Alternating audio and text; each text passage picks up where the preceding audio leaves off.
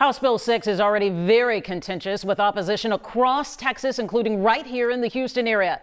The bill would set new restrictions on vote by mail, among other changes. It also requires people who assist disabled voters to explain why the person needs help. There were several legal challenges to the voting process in Texas during the presidential election. Adam Bennett joining us live. Adam, the list of local leaders opposed to this idea is growing.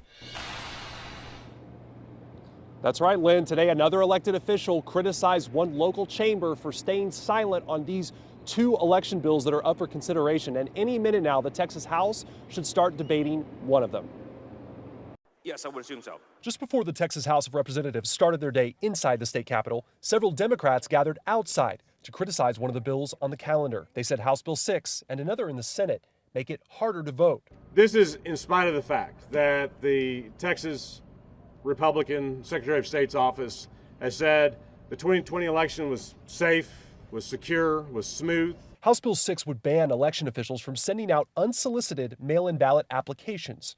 It gives more leeway to poll watchers. It also requires people helping disabled voters to spell out why that person needs help. People in America have lost faith in their elections and the outcome, and we have to resolve that issue. But election law expert David Becker says the two bills in Austin would roll back voter rights. Texas was already one of the hardest states to vote in the country, and they're trying to make it even harder. Some companies like American Airlines and Dell have criticized the bills. Others have not.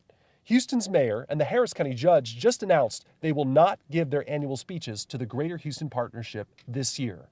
It's just very, very difficult to speak before an organization that's silent on this issue.